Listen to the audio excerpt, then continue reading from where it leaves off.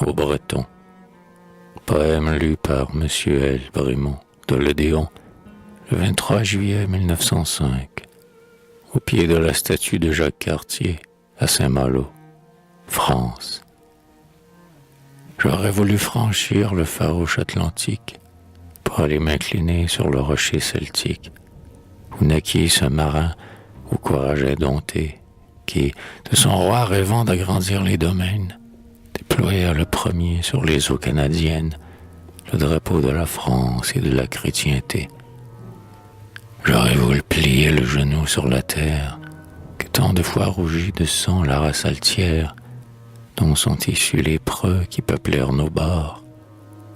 Et j'aurais voulu voir le couchon d'or qui sombre, caresser d'un dernier rayon quelques murs sombres qui protègent la cendre auguste de vos morts.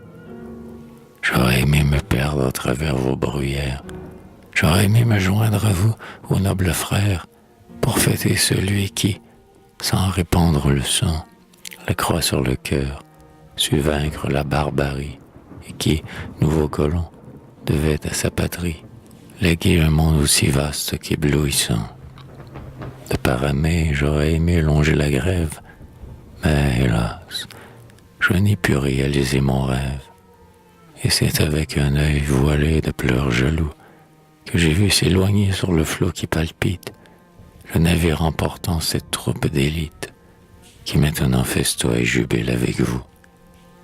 Non, je n'ai pu cingler vers la côte bretonne, mais malgré l'océan qui déferle, qui tonne, malgré l'épais brouillard la dérobant toujours, avec les yeux pensifs et constants du poète, j'aperçois Saint-Malo, dont un flot clair reflète les toits et les remparts, les moules et les tours. Je contemple l'Arvor et ses hautes falaises, ses grands pins résineux, ses chênes, ses mélèzes, et ses croix dominant le gouffre tourmenté. J'observe son granit que d'or sans légende, ses courtils, ses ajoncs, ses dolmens et ses landes, tout ce qui fait sa rude et sombre majesté. Ouais, loin de vous, bien loin, j'assiste à votre fête. Je vois les trois couleurs flotter sur chaque fête. Je vous vois radieux, hommes, femmes, enfants, en foule vous pressez autour d'une statue dont le galbe hardi vous parle et vous remue. J'entends, tremblant d'émoi, vos longs cris triomphants. J'entends parmi les cent rumeurs du flot qui râle quelques panégyristes aux vermes fiers et mâles exalter les travaux du modeste côtier qui devait égaler les plus grands capitaines et, me faisant l'écho de ces voix si lointaines, au bord de l'Ottawa, je dis « Gloire à Cartier ». Gloire à Cartier, le jour où cet homme héroïque prenait pied sur le sol vierge de l'Amérique, le jour où, déployé au vent, ses pavillons du vieux Stadacona rasaient le promontoire, un nouvel astre d'or dans le ciel de l'histoire, sur le grand nom français allumait ses rayons.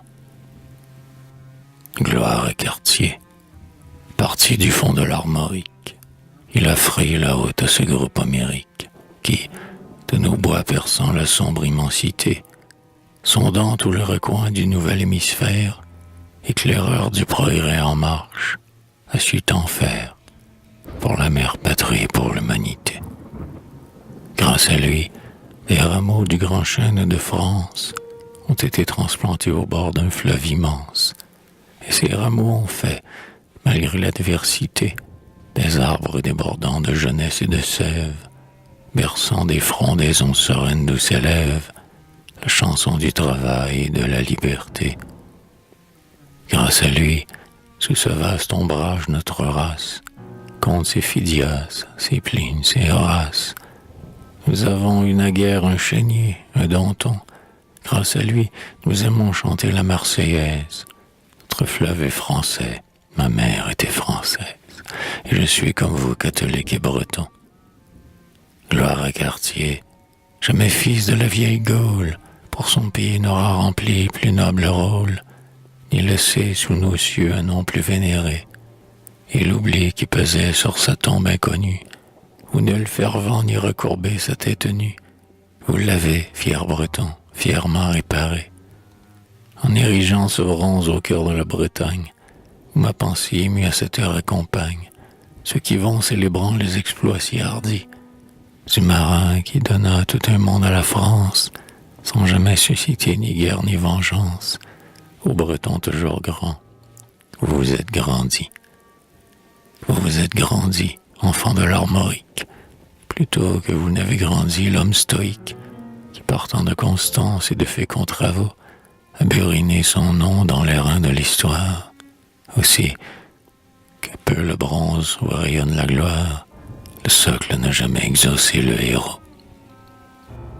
L'éternité sourit du marbre de l'Attique, de tout l'Atier granit de la côte Kimrique.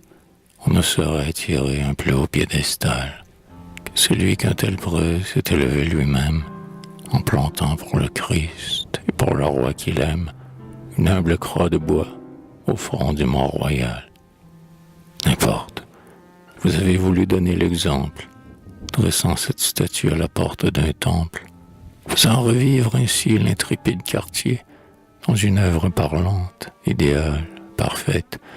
Vous avez voulu dire à la foule distraite, le grand homme passant ne meurt pas tout entier. Et vous avez voulu rappeler à l'enfance que tout ce que l'on fait pour le Christ et la France subsiste, au moins, autant que la pierre et les reins. Vous avez su prouver que sur vos bords si rudes, les cœurs restent toujours clos aux ingratitudes. Le souvenir demeure un flambeau souverain.